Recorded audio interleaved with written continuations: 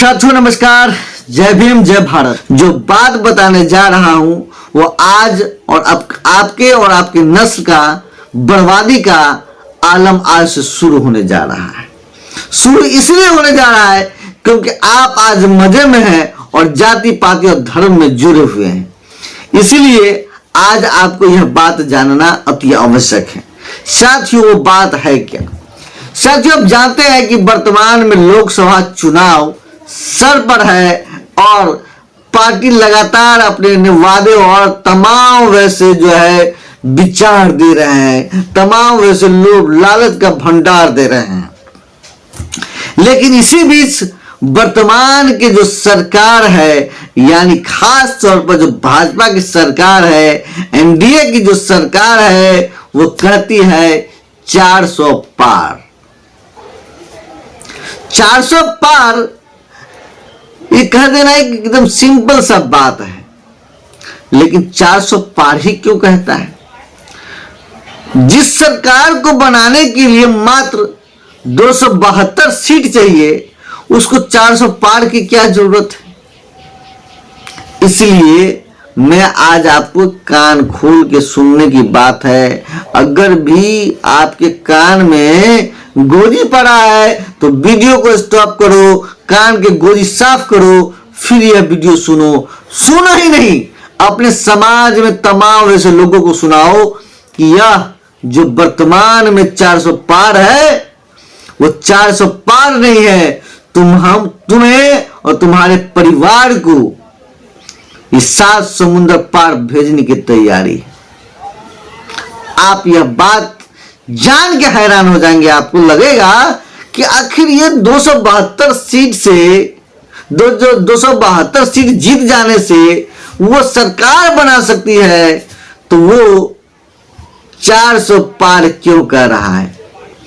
तरी पार 400 पार, यह जरूर एक कहीं न कहीं लोचा है। इसलिए आज आपको मैं बताने जा रहा हूं।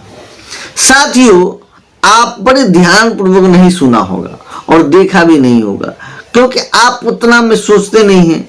आपको इतनी सोचने की समझ है नहीं। आपको अपने रोजी रोजगार और नौकरी और पैसे बाल बच्चे से कोई फुर्सत है नहीं। राजनीति का ज्ञान होना अति आवश्यक है, इसीलिए क्योंकि वहीं से आपका भविष्य और आपके बच्चे का भविष्य तय होता है। इसीलिए अगर आप भी इस राजनीतिक से अभिज्ञ है तो आज से जानकारी रखना तय रख लीजिए। जब पहले से संसद भवन था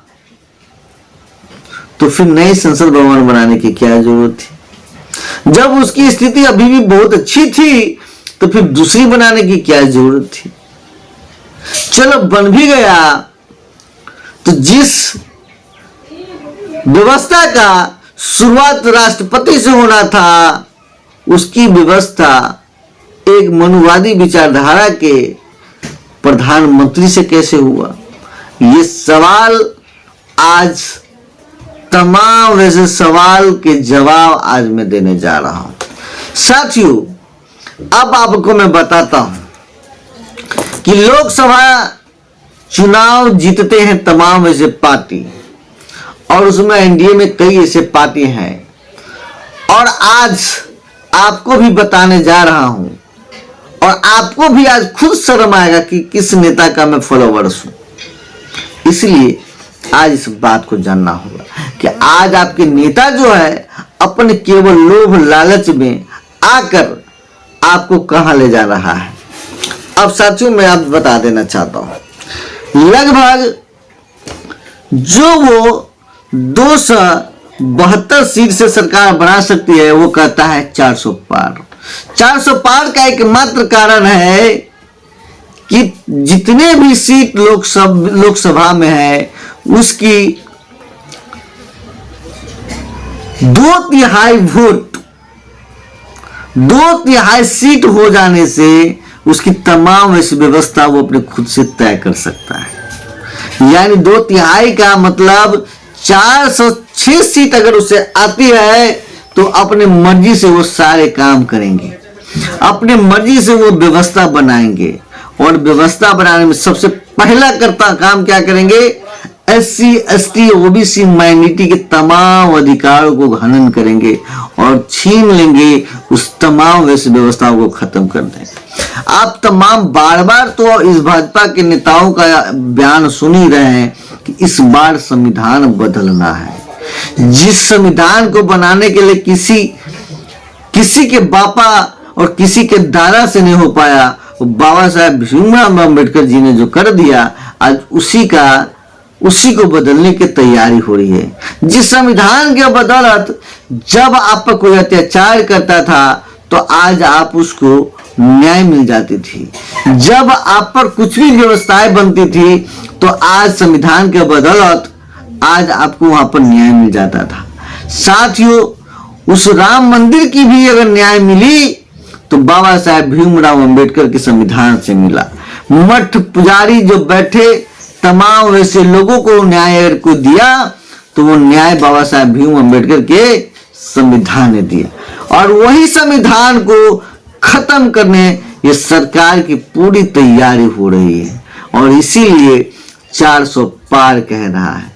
मैं आपको बता दूं कि 400 पार आते ही वो सबसे पहले नए संसद भवन में जो पूर्व से संगोल स्थापित किया है, और उसी संगोल को अब पुनः पूर्ण रूपेण स्थापित कर देगा और वह राजाशाही यहां से शुरुआत करेगा। जब भी वो 400 पार उसके पास आते हैं तो तमाम वैसी व्यवस्थाएं उसके अनुकूल होगी।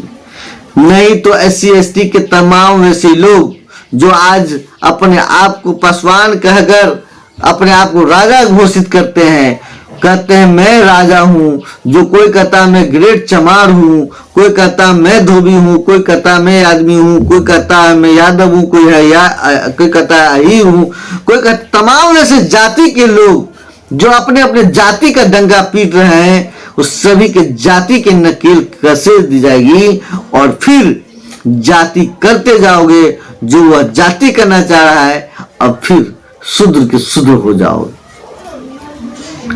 क्यों? क्योंकि जब भी वो 400 पार आएगा उसकी संगोल की स्थापना हो जाएगी, मनु के विचारधारा से, मनु की संस्कृति से उसकी संविधान चलेगी, उसका शासन होगा, और सबसे पहले आप पर ही हथियार और जो हथियार है वो हथियार आप ही पर उठाई जाएगी। इसलिए आप देखिए बिहार में एनडीए में शामिल हुए दो के 4 नेता मैं अभी देख रहा हूं। एक तो पासवान, चिराग पासवान, एक जीतनराम मांझी, उपेंद्र कुशवाहा, नीतीश कुमार, ये 4 तो मैं लगातार अभी आपके सामने में दिखा रहा हूं, जो आपके सामने में ये चारों, 2 ओबीसी और 2 SC, ये दोनों अपने केवल स्वार्थ में, आप देख लीजिए कि आपकी व्यवस्था अपने समाज को कहां ले जा रहा है। मैं खासकर सभी लोगों को कह दूं कि आप देखिए कि आपके साथ क्या कर रहा है। चमार को सीट देकर बीजेपी वालों ने यह दिखाना चाहा है कि मैं आपके जाति के लोगों को सीट दिया हूं तो आप उसे वोट दें। आप अगर जाति पर वोट देंगे तो यहां पर आपके संविधान खतरे में जाएगी। 5 सीट से चिराग पासवान को 5 सीट दिया गया है, जिसमें से 1 सीट जो अनुसूचित जाति का सीट था समस्तीपुर, उसने भूमियार के बहू को सीट दिया है। आप समझिए कि वो शासन किसका होगा। और चिराग पासवान हमेशा उस सत्ता के साथ रही है जो हमेशा संविधान के विरोध में खड़ा रहा है। आपको लगता है कि जाति पाति होनी चाहिए, तो आप बता दीजिए कि आपके पासवान के लिए चिराग पासवान और उसके परिवार ने आपके साथ क्या किया है। कितने ऐसे विरासत बचा दी है, कितने ऐसे महापुरुष को आज नाम तक लिया है। 4 तारीख को 54वां जयंती थी और एक भी पोस्ट चिराग पासवान नहीं किया, लेकिन ये अंधभक्त लोग फिर भी उसे माला पहनाएंगे। आप समझो, संविधान रहेगा तो आप हो। अरे संविधान नहीं रहेगा तो क्या चिराग भी चुनाव लड़ पाएगा? चुनाव वो भी नहीं लड़ पाएगा। मैं कहता हूं अगर तुम्हें लगता है कि आरक्षण ही बहुत खतरा है तो तुम आ जाओ, जनरल सीट से लड़ जाओ, तब तुम्हें दिखाई देगी कि संविधान क्या है। ऐसे ऐसे लोग जिसने उसके पार्टी को खंडित किया, उसी वैशाली के विधानसभा से उसे टिकट दे दिया। आप समझिए कि आपके साथ क्या हो रहा है। उपेंद्र कुशवाहा केवल जाति का वोट पकड़ने के लिए, कि इसके जाति का वोट है, उसके लिए उसको टिकट दे दिया, और वही लोग उसे वोट देंगे और वही तथागत गौतम बुद्ध के विचारधारा का हनन करेंगे।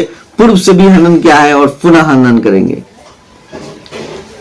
आज भी मुसल समाज का स्थिति को जो है ठीक नहीं है, दयनीय स्थिति है। आज भी शिक्षा से बहुत कोसों दूर। जिसने हमेशा मनुवाद का विरोध किया, आज मनुवाद के गोद में बैठा हुआ और चुनाव लड़ रहा है। अब तो वहां बहिष्कार भी कर रहा है। बहिष्कार बोलने से नहीं, बहिष्कार करने से होगा। 19 अप्रैल को वोट है। अगर आप उसे वोट देते हो, इसका मतलब आपको संविधान नहीं चाहिए, आपको मनु का संस्कृति चाहिए, मनु का व्यवस्था चाहिए, और फिर आप जहां थे फिर वहां आप चले जाएंगे। इसलिए इस 400 पार का लॉजिक समझिए। 400 पार आता है, संघोल स्थापित होगी, और संघोल स्थापित होगी तो आप कहीं के नहीं रह जाओगे। आपकी जीवन नर्क हो जाएगी, और आने वाला जो पीढ़ी होगा वो आपके मुंह पर थूकेगा, कहेगा कि मेरे पिताजी, मेरे दादाजी कितने नालायक थे, जो केवल जाति पात करते रहे, धर्म का नारा लगाते रहे, और कुछ नहीं देखे, और अंधे होकर उस लोगों को वोट दिए जो संविधान विरोधी के लोग थे, जो संविधान के विरोधी लोगों के साथ थे। इसलिए इस कंसेप्ट को समझिए और जानिए कि 400 पार यह क्यों कह रहे हैं।